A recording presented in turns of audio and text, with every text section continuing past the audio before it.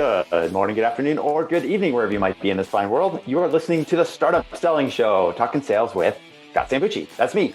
Today's episode is a guest episode, and not just one guest, but two guests, two very special guests. So with me, coming up in just a few minutes, is Alexine Mudawar and Gabrielle Blackwell. They are the co-founders and co-hosts of Women in Sales, the Women in Sales Club on Clubhouse. If you haven't come across the Women in Sales Club on Clubhouse, first thing you want to do is hit pause, go over to Clubhouse, make sure follow that room, get on Clubhouse if you're not already in Clubhouse, because that club alone is worth being on Clubhouse. So Alexine and Gabrielle are both sales rock stars in the B2B SaaS space. I'm going to do a little bit of an introduction just to give you some background about both of them as to why, first of all, they're sales all-stars, but also a little bit more background about women in sales, which will precede some of the conversation that you're just about to listen to. So Alexine has almost 10 years of experience in SaaS, and she has won numerous President's Club awards, quarterly high achievement awards. She's got a consistent track record of surpassing quota. She also, outside of her work at Displayer, she is Adjunct Professor and teaches sales courses for Aspireship, Victory Lap, and RE Work training. She's a huge champion for diversity and inclusion in the workplace. She's founded two women-focused employee resource groups, and she, as I mentioned, is currently the co-founder of Women in Sales alongside Gabrielle. So Gabrielle Blackwell is also known as the Sales Development SaaStress. She started her career in sales development, and she's held multiple positions in sales, including account executive, sales enablement manager, and now she is a sales development manager at Gong. Might have heard of them. She is also the co-host of Women in Sales Club, which is what we're going to talk about right now. So Women in Sales Club on Clubhouse. What exactly is Women in Sales Club? Well, first of all, you don't have to be a woman to join the Women in Sales Club room in Clubhouse. It is a room that's focused on enabling, empowering, and promoting women within the sales profession. And in fact, I would say it might be even more important if you're a male, if you're a man, to join the Women in Sales Club and listen into these topics, because it's not just a bunch of women talking about how things are unfair or how they could do better or how they help each other out. Gabrielle and Alexine have been welcoming and encouraging men to join this room because they want to get a full and complete perspective. They want to realize their vision and create a more equitable sales team in the future. And they recognize that men have to be part of that conversation and contribute towards the process. Every week, they facilitate conversations and workshops, and they focus on a number of different topics, not just related to specifically women in sales, but sales in general, and how those topics can be relevant to hiring, managing, promoting women in your sales team. So some of the topics they've covered recently are community, questioning the inner critic, owning your voice, personal branding, the stigma of sales, tokenization of an individual based on their race, their gender, sexual preference, or other diversity markers. So in the conversation today, we kicked off. I'll just give you a little preview of a few of the topics, and then we'll just jump right in. So first of all, we just talked about why women in sales. How did this wonderful community come to pass in Clubhouse? Just over the last 6 months, they went from 10 people in a room back in January to now having over 3,000 people listening and following Women in Sales. I joined some of the Women in Sales Clubhouse rooms on a couple of different weekends, and I can tell you that the content and the conversation is top-notch. I know many times in Clubhouse, there's a lot of distractions about get rich quick and hacking that and whatever it is.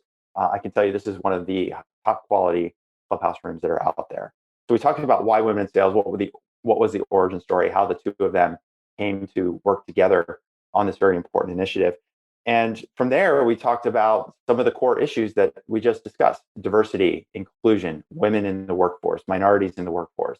We talked about how important it is to be empathetic and understand what it means to be a woman in the workplace, and what are some of the stigmas and what are some of the anxieties that are placed upon women just simply because they're women, or minorities just because they're minorities. We talked about some strategies on how men specifically can do better to be more inclusive, to be more understanding, to recognize some of the affinity biases that we may have.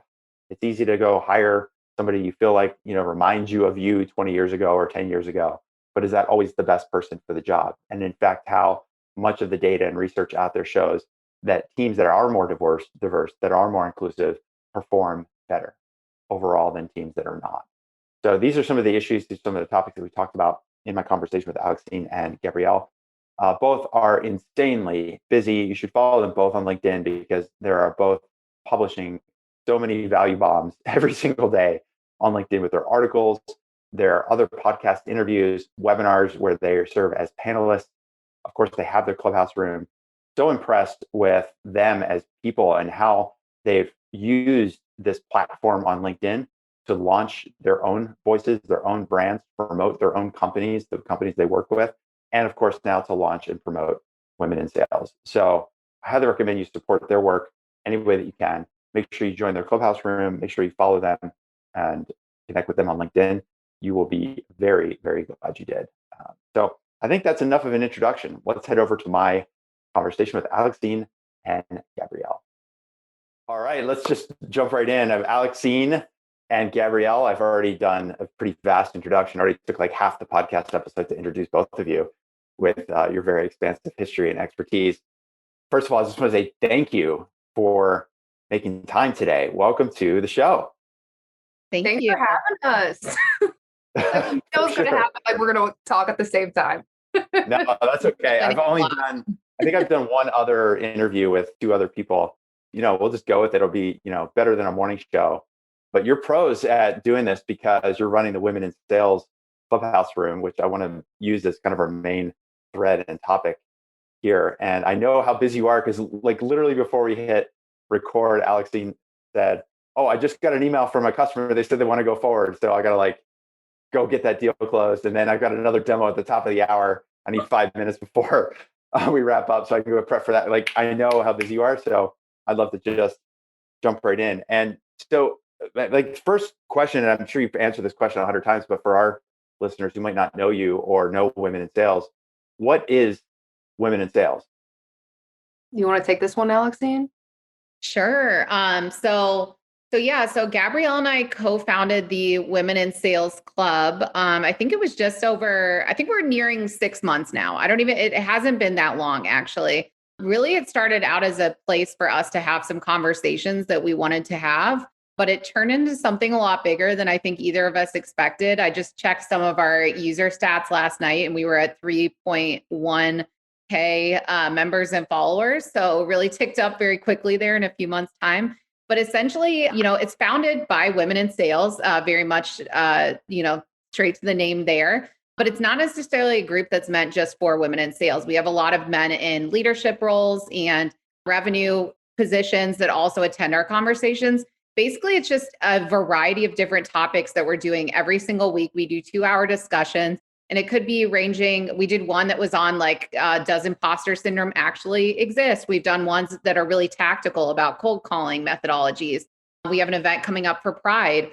So, the topics run a huge breadth of different things, but all of it really centers around making the sales profession as a whole become even better. Yeah, I've got a big list of topics that you've covered, and I want to dive into how you choose those topics in just a couple minutes. Gabrielle, for you, when I see the two of you, whether it's online or running these clubhouse rooms and running the Women in Sales Club, it's like you've been best buddies since childhood. But I know that's not the case, right? It's like a relatively new relationship.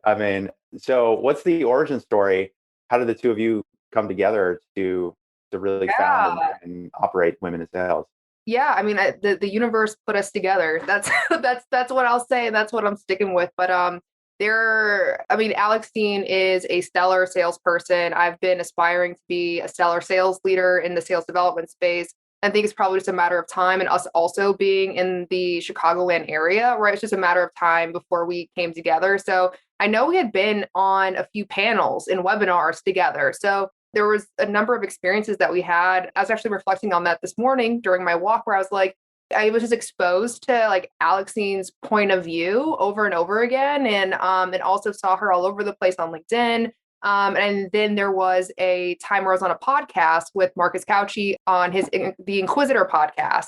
And so as I was chit-chatting with him, he's like, there's someone that you really need to know, Alexine Mudawar. It's for whatever reason, I think that y'all two would really hit it off. And so it's not to say that I reached out to Alexine after that, but that was the seed that got planted. So again, we kept on being a part of webinars, whether that's through Rev Genius or like Dale Dupree or whomever else it is. And then I think one day we were in the same clubhouse room, got like connected. We're helping each other out with like tech difficulties. Like she was having, like she couldn't figure out one thing. I couldn't figure out how to do another thing. And so we just kind of converged, and that convergence ended up with the Women in Sales Club. So yeah, it's just been cool ever since.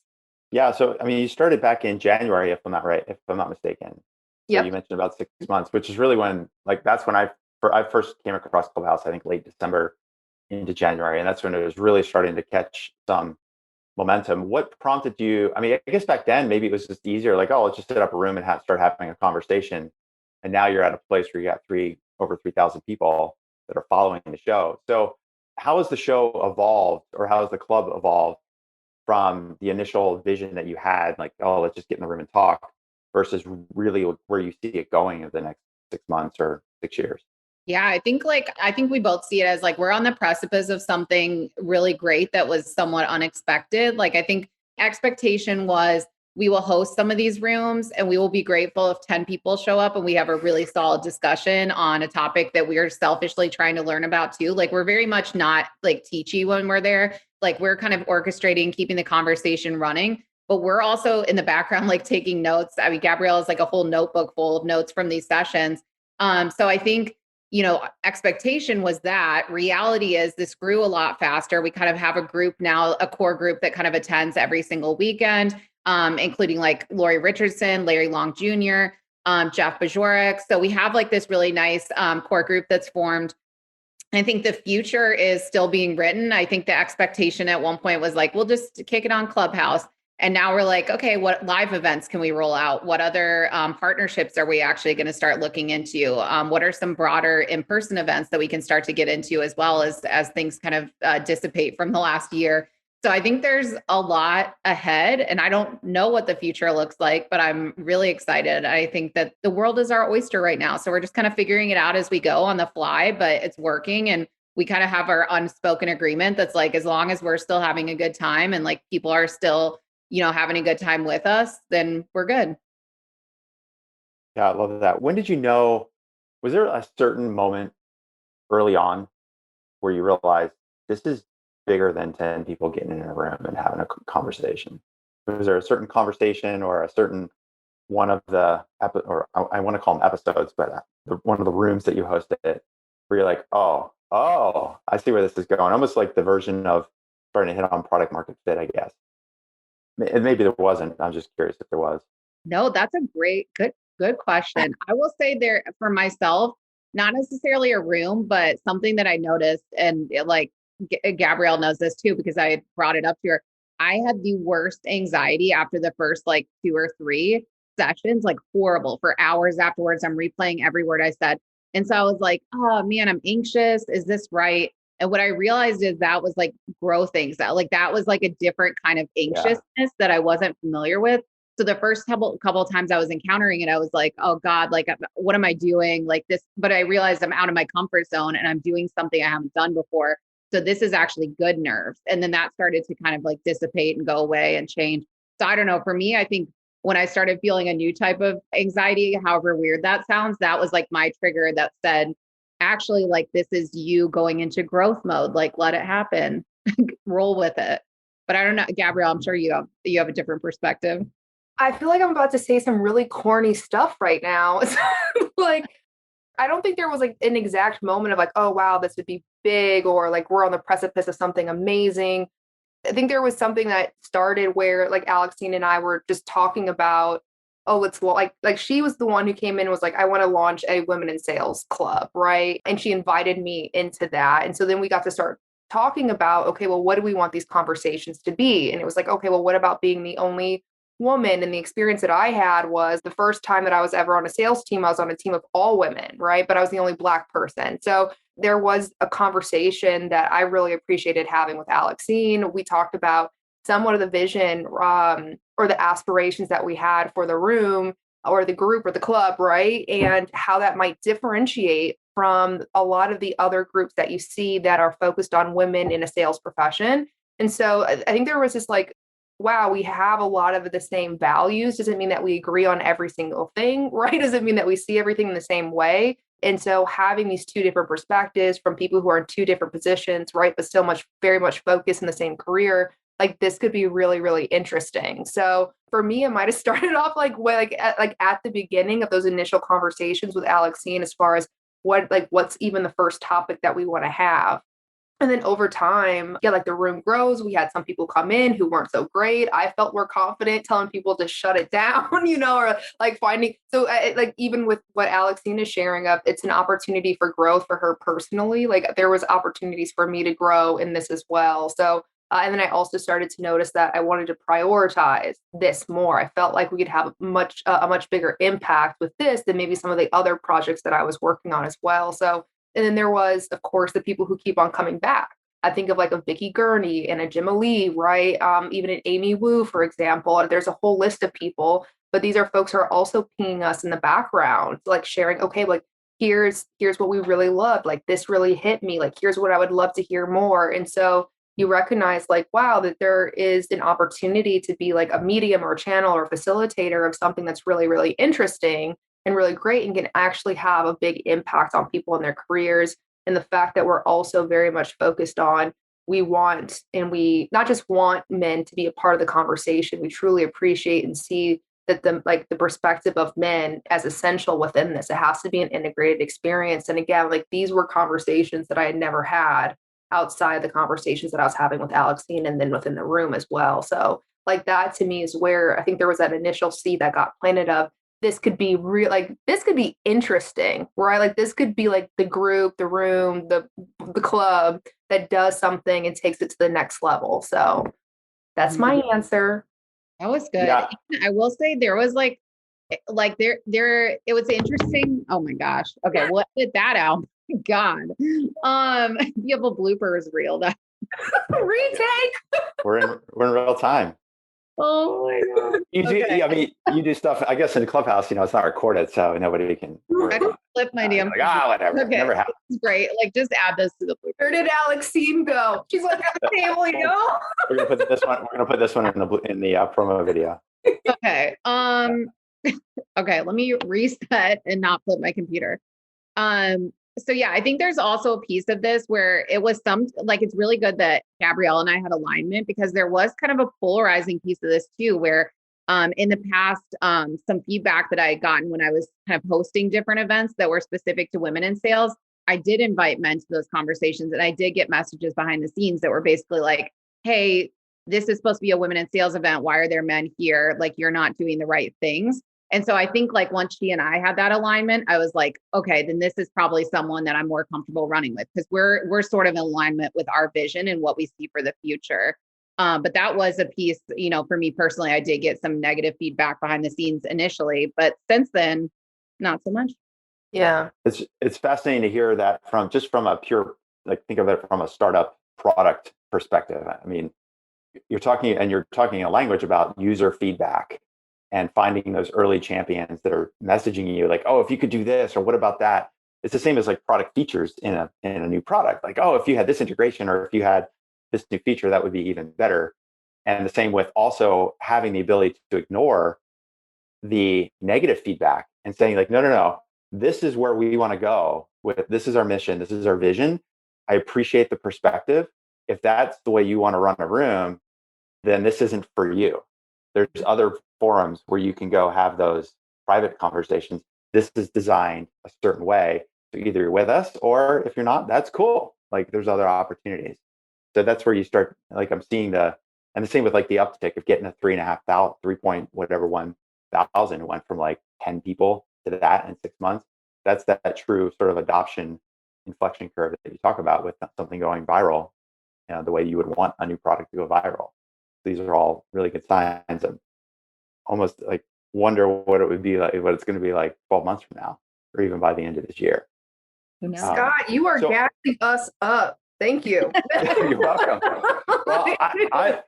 Well, Alexine was talking about being a little bit anxious going into those first couple of clubs. Like, frankly, I was a little bit anxious going into this conversation, and here's why. Because when I look at what you're doing and other people like your peers, I am really intimidated by how quickly and how much production and work that you all do.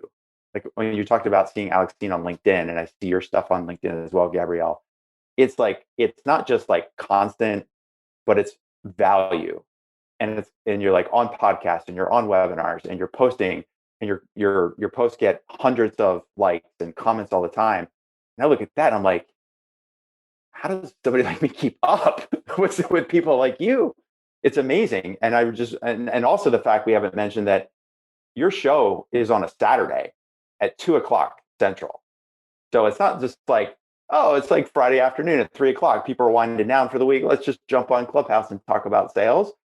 Like, you're basically taking your whole day and making this the centerpiece of your Saturday. We really do. We really do. And then we go. I know you do. You know? We have a whole ritual. Yeah, we have a whole practice. Sometimes there's a tarot card reading involved, but there's definitely food. There's definitely food. Always snacks. Yeah. But yeah, you're right. It is really centered around that. And also it's kind of a byproduct of the fact we both work full time. And like, I'm comfortable saying both of us are extremely hard workers. Like, we are not your 9 to 5 folks. Like we're 7, 8 PM. We were, the most recent post I did on LinkedIn, we were texting about cold prospecting techniques via email at 11 PM on like a Tuesday. So that's like a very real look behind the scenes of what this looks like. And so I think we talk about that a lot. It's like, this is our passion project. So that's kind of why we also separate it from our work week as well. So we can focus on our 9 to 5, what actually, is really paying the bills. And then we do this, on our Saturdays, and we spend our time there. And I think for other people too, it's kind of nice. Like, they're out of their work week. They can kind of decompress a little bit. It's not like, necessarily first thing in the morning. It's not at like night. It's just kind of, pop in when you want to. Some people come for 30 minutes. Some people come for 2 hours. It's just up to your discretion. And that's where we're kind of like it to be a little bit loose like that. Yeah. Yeah. A couple of the rooms that I joined were on, for me, it was 12:00 Pacific. And I was driving home because I do a lot of trail running on the weekends. So I was able to time my trail run and get finished. And then I could jump onto the room and just listen to it in the car as if I was listening to a podcast. And a couple of times you actually invited me to speak, and I'm like, I had to pull over and then message like, I'm driving. I can't speak. I have a rule with my wife that we don't talk on the phone while we're driving, even though there's so many times I wanted to jump in. And so, but it was really cool because I was like, well, I got like an hour and a half to drive home. What am I going to do? I could listen to yet another podcast, I could listen to the radio, or listen to women in sales and learn something. So one of the episodes I listened to was about personal branding, which is pretty cool. And you also mentioned some of the other topics, like one of them was owning your voice. You just recently did one this week was on community. You talked about questioning the inner critic, tokenization. So how do you come up with these topics? Like, what is are you at a point where it's like you already know what the topic's going to be for the next few weeks, or is it more like we got to go live in a day or two? Let's get something chosen. How does that work? It's like a balance. It's somewhere in between. So we had built up a muscle of asking for feedback from the members and people who are attending the sessions. Like, what are the things that you would want to talk about? What are the questions that are on your mind? And so there is quite a bit of getting feedback from folks as far as what they want to see and hear in these rooms. But like last week when we had the one on community, it's like we didn't have a topic, and that was like the first time that we went into a Saturday and didn't have a topic already lined up. And I was like, I don't know, like I'm feeling good right now. I'm in a really great place. Like, let's talk about community and like, going farther together versus going fast alone. And so that's how like that topic got brought up. So there's times where we're asking people, right, what would they want to talk about? And there's other times where Alexine and I, there's something that we want to chat about. And so we'll decide, or, one of us will decide and we just run with it. So yeah. All right, folks, we're off and running in my conversation with Alexine and Gabrielle. Listen, women in sales, like I said, it's a great community. It's a huge opportunity for you to go and grow and learn as a manager, as a contributor, as a man, as a woman. It doesn't matter who you are. You can go to those clubhouse rooms, these clubhouse clubs that they're hosting every week, and you're going to learn something, and you're going to be able to contribute to that learning. We do the very same here at Sales Quality. So at Sales Quality, our perspective, the way that we build community and the way that we run our education platforms is through a number of live events. So we're running live events very frequently at this point. So at least once a month, we're doing either a live webinar, a master class, or a LinkedIn Live. So my recommendation for you is to make sure that you add yourself to our email list, because once you get on the email list, we'll notify you about any upcoming live events that we're hosting that's going to help you with specific topics and trainings that we run. Recently, we ran training called Q4 Starts Now. So even though it's spring of 2021, we're already talking about Q4. We talked in that live event about 5 specific strategies, 5 specific sales strategies that you can implement now that's going to help you hit your Q4 number. So that's just one example of the practical, tactical types of sales trainings that we're running, all free of charge, open to the general startup public. So if you're a startup leader, startup CEO, startup founder in the B2B enterprise world, then I definitely recommend checking those out. So the easiest thing to do is just go over to Sales Qualia, sales, QUALIA.com. And on the home page, you'll see a little button there that says add me to your email list. So just click that, add yourself to the email list. You can also download a copy of my latest book, Stop Hustling, Start Scaling, if you haven't already downloaded a full and complete free personal copy of that book. It was an Amazon #1 new release a couple years ago, and still one of my favorite ways for people to learn about sales, and especially in the startup B2B environment. So either one of those two ways, go to salesqualia, QUALIA.com, add yourself to the email list, download a copy of the book, and then we'll let you know about the next opportunity to learn from me and our team of expert coaches. All right, that's it for now. Let's head back to my conversation with Gabrielle and Alexine. Well, so maybe now we got some background about the show and how it works and the operations. Maybe we could talk about some of these topics. We talked about diversity, inclusion, being the only woman on the sales floor, being the only Black woman on the sales floor. I mean, it's 2021 and we're still having a requirement to have these conversations. And Gabrielle, I was actually reading the post that you mentioned about the woman, and I'm sorry, I don't remember her name offhand, the woman at Salesforce that had to resign, or she felt the need to resign because of how the workplace environment was just not appropriate. It was being gaslit and the passive aggressive nature. And so I guess from your standpoint, I just, first of all, like to get your perspective, because I think we're roughly a generation apart. Why is this still an issue? Like I always thought, that next generation of people coming up were more educated, more informed, more tolerant. Why is this still a problem from your perspective?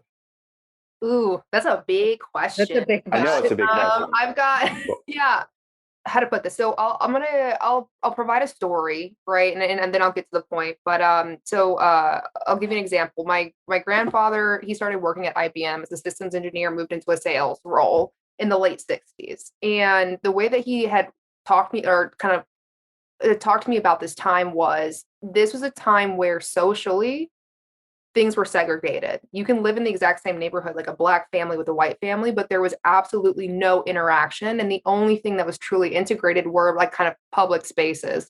So whether that was school, right, or professional spaces such as work. But nonetheless, you just go to your job, you do your job, you don't really build relationships, you're not building friendships. My grandfather had talked about moving into a leadership position, and what was pretty customary was if you had a sales leader, people would invite that sales leader over to dinner, right? Like this is like 60s, 70s, 80s. You'd imagine that a sales leader at a company like IBM would be at somebody's house doing dinner probably on a weekly basis, if not multiple times a week. Over the course of 20 years, my grandfather can count on 2 fingers how many times he was invited to somebody's house, right? Wow. So this is and again, this is 70s, 80s kind of time. Like it's probably 1.5 work generations away from here. And so this is kind of that's the observation that I have now is you have what I like to think of as like segregated conversations happening. This is to me like one of the big reasons why we have men as part of the conversation. It's like if women are only having conversations about what's going on in an echo chamber, right? And they're like, oh, well, Joe did this and Scott did this and Billy did this and whatever else. And that never, ever comes over to the folks, right? How's anybody ever going to know what's really going on? And if men are thinking one thing about what women want and need and whatever, and they're never actually having those conversations. They're never getting exposed to the kind of conversations that might be happening in Women in Sales Club. There might not ever be an opportunity to get onto the same page. And I'll give one more call out to Shelton Banks from Rework. And one of the things that he talks about, and a lot of times it's in the context of like racial and ethnic diversity within a workspace. He goes, if you're not diverse and inclusive personally, you can't be diverse and inclusive professionally, right? And what this takes is that you need to have people, you kind of need to give people the space, like everyone involved, just to be ignorant, right? Not necessarily in a safe space, but maybe in a brave space kind of thing. So it's like, hey, maybe we don't know what we thought we knew very, very well. Like, hey, maybe there might be some specific needs that women need that men might not think of right away. But that's where the importance of having these conversations comes in. So I just don't know that there's been a lot of conversations. There's been a lot of programming. There's been a lot of research. There's a lot of academic material and literature. But in terms of legitimate conversations, people breaking bread together or people going on Clubhouse together, I don't know that there has been a lot of that work being done. So this to me is why there can be a gap or a disconnect between like one predominant culture and the other. Mm-hmm. Alexine, anything to add to that or your perspective? Yeah, and I think a great call out actually with Shelton. One of the things he talks about, he talks about folks who are, he doesn't use the term underrepresented. He uses the terms untapped and overlooked. And that's kind of, he uses it in a number of different contexts, but I know that he uses it for women in sales as well. But it's that idea. It's like the representation exists. Like there are female candidates in the sales marketplace. There are candidates of color in the marketplace. It's just that we are not choosing to tap into those. We're choosing actively to overlook those. So I think part of what we're trying to do here and part of what the issue's been in the past is this maybe underlying assumption that exists that maybe there aren't candidates that are women, for instance, that want to be in sales. And I think that's very much not the case. So we're trying to kind of change the dialogue there. I think on more of like a tactical level, as well as I like think through my personal experience and being the only woman on a lot of the sales teams I've been on. I think there's this piece too that starts back, even before hiring, I guess, like when you look into the job description, there's a lot of like coding tools now that can tell you like, is your language, sitting right with women who are actually interviewing for the role. And then past that point, it also gets into the interview process, because I've shared this example before. I've only had one time where I've had an interviewer tell me, a male interviewer, which I've predominantly only interviewed with men to begin with, actually, but tell me that I reminded him of himself as a young sales, like in his earlier years in sales. And that's one of the problems too, is I think we have this I think we shouldn't say the goal is for nobody to have like bias. I think bias is going to exist. And if we pretend like it doesn't, that doesn't really help either. So I think part of what happens potentially with sales is we kind of have this desire to hire ourselves over and over again. And so if most of our sales leaders look exactly the same and they're, predominantly white men, then they're going to see in themselves other white men. And so they kind of brings the same people up and up the ranks over and over again. So I think it's kind of shaking up that.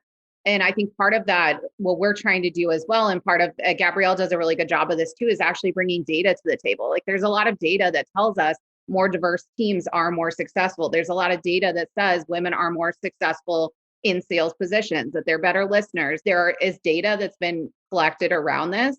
And I think even we had a recent example of this. Someone did a post and they, for one of an upcoming event, and actually put like a statement out there that supported this. And there was a lot of really negative feedback. People were like, no, that's not the case. Like, why are you creating an issue and saying women are better than men? And it was like, boom, here's the study that says that. This isn't us saying that. This is like the research telling you that this is the case. And so I think part of what we're trying to do is also bring like research to the table, because if it's not getting through on one side, maybe the research will help support the argument.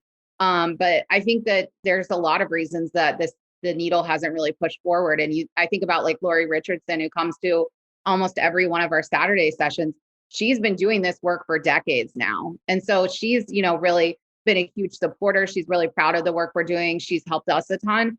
But at the same time, like she'll even acknowledge, like, we're still doing the same work. We're still having some of the same conversations, and it's getting better, but it's not fixed. And we wouldn't, clearly it's not fixed yet. So I think there's a lot, it is a big question. There's a lot of reasons to go into it. But again, I think that the hope in this is if we can lower the barrier to entry and allow for folks who normally wouldn't come to these conversations by kind of saying like, this is not a man bashing session. This is not like a session that we're going to use to talk about all the wrongs that have happened. This is like a solutions oriented discussion where we are going to be learning from one another and getting better. And that's the purpose here. I think if we can continue to focus on that and continue to raise that, what's happening is behind the scenes, a lot of the messages we're getting are actually from sales leaders, male sales leaders, who are like, hey, I want to bring a lot of my females, my women in sales from my team over to this conversation. Where can they come? I'm like, they can come here, but also you can too. And I want to make sure you're aware that you can and should be part of this conversation. So like very much value the fact that you're bringing folks to the table for us that are also women in sales. But by the way, can you also come to the table too? And now that they have that invite, I'm noticing those same people start to show up. So I think that, you know, we're a small cog in a bigger machine that needs to be built here, but I do see it as progress. Yeah, it's interesting. I mean, I think it would be easy, and I know I've had to have been guilty of this over the course of my career, where you see a group or an event or something like what you're running and say, well, I'd love to have my women sales reps join this. And for me, I feel like, well, I'm checking the box, right? I'm doing what I can, when what I really need to do is do that first and then go back to my women in my sales team and say, hey, I've been going to this women in sales group, listening to this club. These are some things I'm learning. So it's not enough to just be the conduit of information, but it's actually important to take that step in. And I think that's hard and intimidating for a lot of men because, I mean, just like you said, women are generally good listeners. Men are typically pretty good at, not. You know what also is hard? Those things. I was going to say, you know what else is hard and intimidating? Being the only woman or the only Black person in a predominantly white environment. Yeah, that is hard and intimidating. So I'd be like, yeah. So I remember, I'll give you an example. So I'm the ERG lead for the neighborhood at Gong, and so it's the Black circle, right? It's for the Black employees at Gong. And Ryan Longfield is our executive sponsor. He's also the chief revenue officer. And I remember I was having a conversation with him, and I wanted him to be a part of a couple of conversations around diversity, equity, and inclusion. And he's like, yes. And I feel like this is he's like, I'll be so vulnerable. He's like, I'll probably be really uncomfortable. And I go, I know. Come on in. Get your ass over here. Well, it's typical objection handling, right? Yeah. I was when the client gives you an objection, you go, and that's exactly why you should do this. Exactly. Yeah. So it's like, oh, hey, the pricing piece. Like, oh, you know what? That doesn't scare me. I was like, you might be scared. I'm not. Come on in. So I think it's because there is one piece is like Alexine was talking about or sharing about, removing the barriers to access into sales, like maybe specifically tech sales. That's one part of it, right? But I think there's an even bigger part of it, which is how do we retain that talent? How do we enable that talent? And then how do we promote that talent into positions where they can have an even bigger impact? And so I don't have the data in front of me right now, but I mean, I remember seeing this one graph, and it essentially was the, so if you think about a customer journey, right? It's like the employee journey or the career journey of folks who would be considered underrepresented minorities. So think whether it's by gender or race or whatever. And typically what ends up happening is if it was a white guy, his journey is, let's say, 40 years. If it's a Black dude, it's 20 years, right? Then let's make it even smaller, right? To make it a little bit more digestible. Is typically around year two or three, when a Black employee joins a company, that's pretty much their tenure. They start looking at other things to do, whether it's a new company or more often than not, is they start their own company because they go, I cannot do well in this environment. This environment is not built for me. Mm-hmm. I think so. It's hey, why not? Right? What's in the way? So, I mean, there's so many things that Alexine had shared, which is whether it's the infinity bias, and I don't say bias in a mean, ominous way, oh, there's something wrong with you. It's just more to say, hey, let's observe what's going on here. Are you more prone to mentor the person who reminds you of you at a certain time, right? I've seen this happen, a VP of sales who provides coaching and mentoring to the 30-something-year-old guy, right? but like refuses to mentor and sponsor the woman who's actually who has higher potential and is producing more, right? So it's like these are the kinds of things that end up happening where someone like myself can go, all right, I know I'm super duper capable. I know like I'm really committed. I'm very dedicated to my work. I'm all about getting better. And it doesn't matter how hard I try, I'm not going to be seen and I'm not going to be recognized. And I'll have like one more point and then I'll zip it up. Okay, so I had gone from an SDR role into an account executive role. And when I was making that transition, there was a woman on the team who's probably about like 20 years my senior. And it's my first day on the sales floor as an AE. And she sends me over a Harvard Business Review article that basically says women lose their ambition, their career ambition after 2 years. And at the time I was like 25. And I remember it freaking me out because I was like, I'm 1 year into my career. I only have one more year of ambition left. Like, what am I? I was like, what's going on here? And so I mean now it's been like 5 years or so, and I started revisiting the idea of ambition or the concept of ambition. It's another HBR article, and it goes, there's two components of ambition most of the time that we see with women. There's the first part, which is there's the pursuit of mastery. So it kind of gets to this point of what I was sharing. And there's a second part, which is recognition for that pursuit of mastery. So again, if we're not in environments where people will actually recognize and acknowledge and celebrate, right, that pursuit of mastery or that attainment closer to mastery, that starts to diminish the ambition. So I think there is this question that has to be asked of, all right, it's great that you send, like, it's great if people send women or they're typically talent from typically overlooked and untapped communities to events, but it's like if the leader of that organization or if the leaders of that organization still have not changed, and if they are still not recognizing, oh, wow, there's so much value to you. It's not just because you're a woman,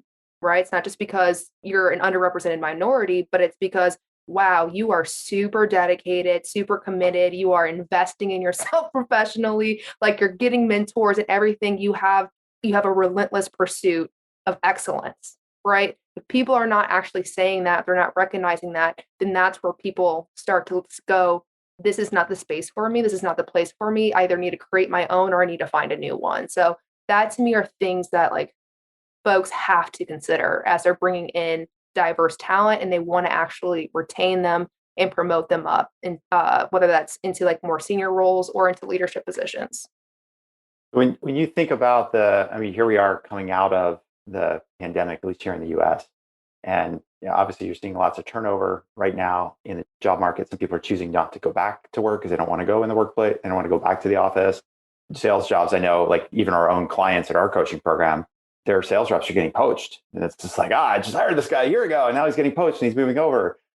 And so I'm curious to know your perspective, and also from what you hear in your conversations, do you feel like the structural environment change over the last year and a half, does that favor opportunities for women, or do you think, and minorities, or do you think it serves as a detriment for them in some way? Maybe it's a little both based on the situation, but I'm just kind of curious based on what you see.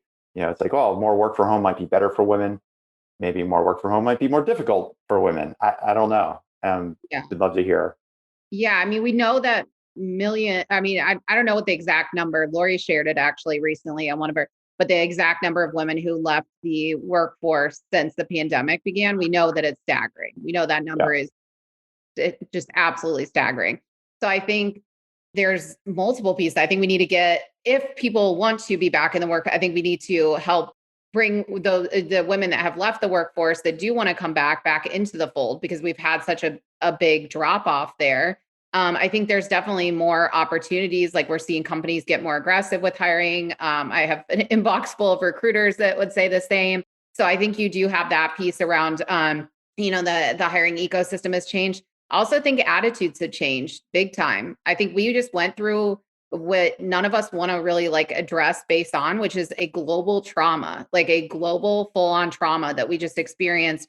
And what we're experiencing right now is everybody's kind of like, it's summer, we should all be happy, but there's like a heaviness about it. And we haven't really like addressed that fully yet. We just kind of like popped right out of the global trauma and like bumped back to going to the bars on Saturdays. And it's like, we didn't really like get into that enough. But anyway, so I think there's also this piece, at least for me, it was like a very transformational time. This past year for me specifically has been my biggest transformation professionally ever. I think I acknowledged and realized like, this is what I don't want in a workplace. This is what I don't want to put up with. Here's the things that I care about. Here's what I do, here's what I want to focus my energy on.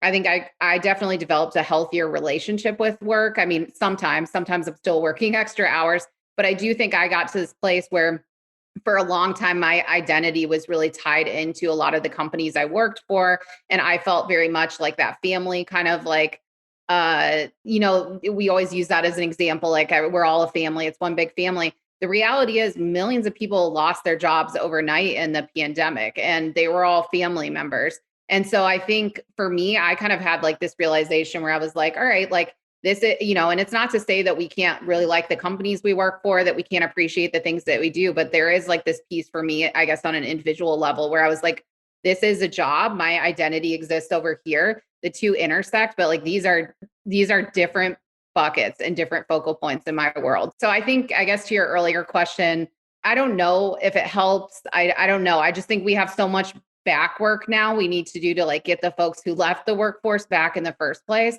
I think if companies are truly standing behind a lot of these like diversity and inclusion statements that they so boldly make and LinkedIn about wanting to change what their teams look like, then I think, yeah, there is an opportunity there. But I also think we've seen some of those similar statements for like, multiple years now too. So I do like to see some action behind those.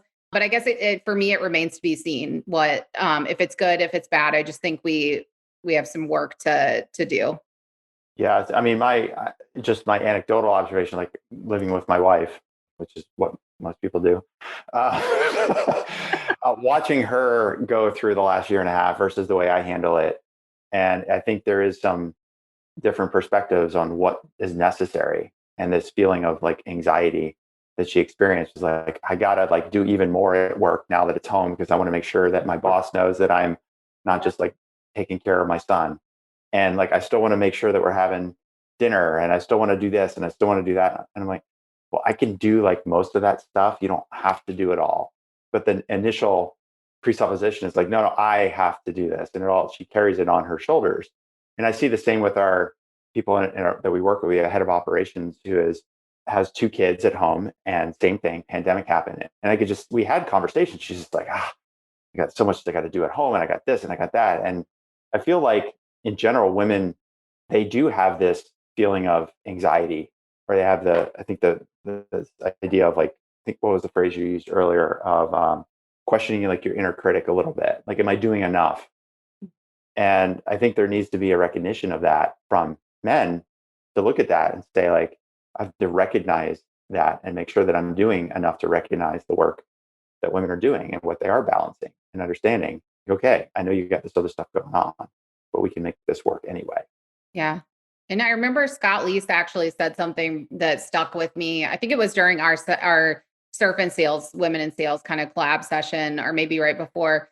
But he had said something around allowing women the same autonomy to screw up in roles too. Like I think there's part of this, it's like getting women into leadership in the first place, but there's also this expectation once women are in these leadership roles. And it's been a minute since I've been in a leadership role, but I also felt this where it's like, you have to be perfect. Like there is no room for you to kind of like mess up or do things wrong. It's very much like, how are you going to take this from, here to here overnight and like without screw ups?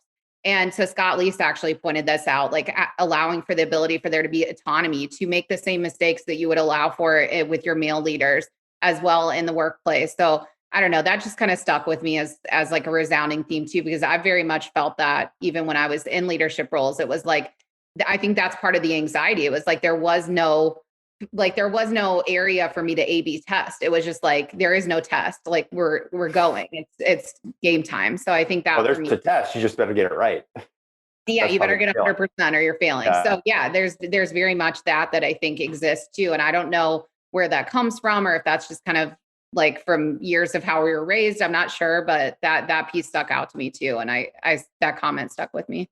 It could be part of the affinity bias as well, right? If I see somebody who's 20 years younger, but it's like, yeah, he reminds me of me when I was 20 years ago. And I remember when I screwed up. So he's going to make the same mistakes. So it's okay for him. But to your point, if it's a woman, I'm going to hold her incorrectly to maybe a different set of standards. Yeah, there's other examples of this that like might be able to make that parallel really nicely. So I want to say it's called like the superhuman complex, or I don't think it's complex, but it's essentially saying like there was a study where I think they had surveyed maybe teachers or parents or something like that in grade school and younger, right? And so the way that teachers had approached Black students, they would approach them and hold them to a standard that they would for kids that were like 5, 6 years older, but for white, and most of the teachers, right, were white.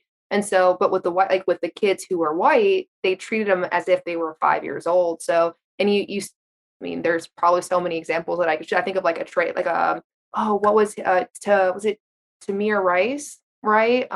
Like the 12-year-old who was playing with a BB gun who got shot by a cop, right? So it's like this is where you start seeing kids who are essentially being treated like adults. And not to say that, like, within the women's space, like we're supposed to be treated like kids or anything, but there can be this, all right, hey, I'm expecting so much more out of you. I'm going to have such a higher standard. Like, to me, very simply put, it's a double standard and it exists in so many different ways. And that's just one manifestation of it. So yeah, that's my thinking there. And I think one thing to the question of, all right, hey, like, is work from home something that can be beneficial or detrimental or somewhere in between? Again, going back to like a Harvard Business Review article, because I'm a big old nerd and I read this stuff all the time, is at least there is one article that asks the question, like, or they say why work from home isn't necessarily good for women.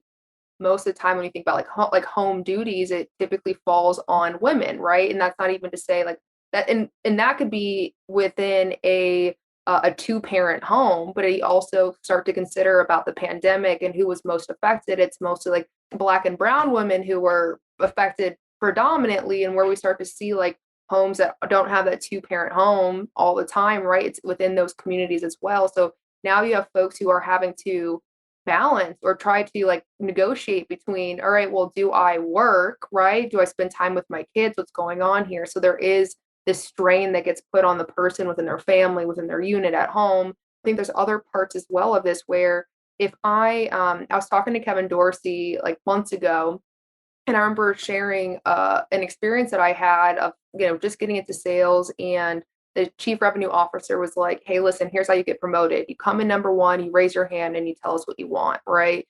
So I shared that with KD, and then he goes, listen, like, let me pause you real quick. Let me challenge you. He's like, as a woman of color, you can't just raise your hand. You have to use your voice. So it's like, you have to be seen. You have to be heard. You have to be like knocking on people's door. There's not the benefit of the doubt that somebody's going to come over and say, hey, like, I thought about this promotion. I thought about this project that could be career defining, and you're the first person who came to mind. So if we think about being in this virtual environment, like, are the people who are typically overlooked and untapped the first people who come to mind? And we're not in front of each other, right? So there isn't that same sense of like rapport that might be built if we were in office. If you also think about, again, like, all right, especially if kids are, right now it's getting easier as I imagine schools are opening up, but like if kids had to be at home, and again, who's typically at home with them? Let's say that men are opting into going into the office if that's available, then that could, like, and I've seen this a bajillion times where the culture rewards the people who are at the office the most, right? So it's like, hey, you want to be the person who gets promoted, like, oh man, John did a great job. He's the first one in, last one out. Check with the LinkedIn recommendations. It's all over the place, right? So like what happens, like there might not be a consideration of, hey, here's why people can't be the first people in and the first people out. I've known of women who have wanted to who had to commute 30 minutes to work, had a young child, like have a daycare center near their home, so decided to drop their kid off at the daycare, work from a coffee shop right next door so they can actually have an extra hour of work that they could do, and faced retaliation because they were not in the office. So like that happens all the time. So if we think about being in this remote setting, and not having as many opportunities to build those relationships, to be seen, to truly have our voices heard, for somebody to actually see how we work, right? Then like that can start to have an impact if like those biases and the way that we make decisions aren't checked. So I could see it like, all right, if you have like a Buddha leader, right, who's like super in tune and super conscious and a very wide circle of compassion and things like that, that could be amazing, right? Like they might take the time that like they can be intentional with that. And if there isn't that exists, like that to me is where there could be some serious challenges that are presented to women and diverse candidates alike. Which is exactly why people should be checking out women in sales, so they can learn these things. Yes. So I think we should end right there. I mean, that's the perfect reason why people that are listening to this, whether you're a early stage founder and you have 5 people on your team, or you're a VP of sales with trying to fill 10 spots, this is like, I can't think of an easier way to learn and put yourself in an environment. And to one of the points we talked about earlier, like if you think you feel a little uncomfortable stepping into a room that's called Women in Sales Club, imagine how it feels to be a Black woman or a minority man walking into a new team remotely without any opportunity to be part of that team and feel like they're part of the culture. That's exactly why somebody should at least check this out, and not just do it once. I think, do it. It doesn't have to be every weekend, but I think putting it on your calendar, if you're out shopping, you're out in the car like I was, flip it on, skip the podcast, listen to Women in Sales. It makes it really easy to do, and you're going to learn a lot. So, I mean, you could come every weekend. You could. I'll be there. Totally. Yeah, I know. You shout out. You'll get part of the screenshot tagged on LinkedIn. Oh yeah. You punch my frequent listener card, and after yes. We're gonna send them out. We're gonna send them out. Awesome. Well, listen, I know that you all need to get on with your day. Alexine has the contract to sign and demo to prep for, and Gabrielle has probably some other really pressing issue. I'm about to go fly out to San Francisco. I got to go catch a plane. Oh, you get to actually fly on an airplane out to San Francisco. Awesome. So grateful for your time and expertise. And thank you for making this happen to coordinate with your schedules and getting on the show. So appreciative of everything you do. And like I said, I'm a little intimidated in a good way. Like, you're raising the bar as to what people can and should do. So when people have no excuses why they can't do more, because if I look at what you're doing every single day, it's been done. It's being done every single day. And I think the two of you are wonderful examples of that. No excuses. No excuses. Hashtag no excuses. Yeah. All right. Well, thank you again. We'll get the episode out. You can share it with your tribe. And I will be joining a Women in Sales Club very soon. All right. Awesome. Thanks, Scott. Right. Thanks, y'all. Have a good day. You too. Bye.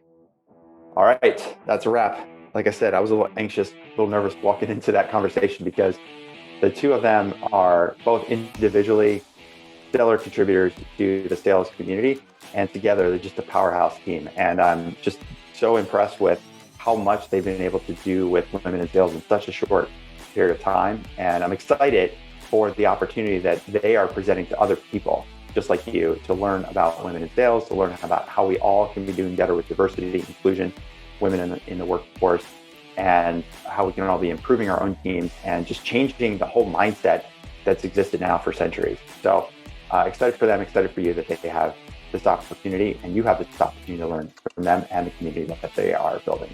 So listen, if you made it this far in the podcast, then you're probably digging the content. So I would really appreciate, number one, if you're not already subscribed to the podcast, make sure you hit that subscribe button, so that whether you're listening to it on Apple Podcasts, Spotify, SoundCloud, wherever you're listening, make sure that you subscribe so you can always get updated with the latest episodes. We're pumping out an episode almost, I think, pretty much every week, sometimes 2 a week. So you want to get notified when those new episodes are coming out. Also, would love it if you could tell a friend or 10. Tell folks like, hey, I just listened to this podcast, great episode. You should check it out. Make sure you subscribe to the Startup Selling Show. And also, if you would, when you're listening to the podcast on any of those platforms that I just mentioned, then leave us a review. Tell us how we're doing. Give us some suggestions for guests. You're always welcome to email me, scott@salesqualia.com, either about podcast ideas, or if you're just looking for a little bit of help with your B2B tech startup and you want to get some ideas down, you want to work on a few ideas for growth, sales, and scaling your startup, you can have that chat too. So, all right, I think that's it for now. Thanks so much for listening to the Startup Selling Show, Talking Sales with Scott Sambucci. That's it for now. And this is Scott Sambucci signing off.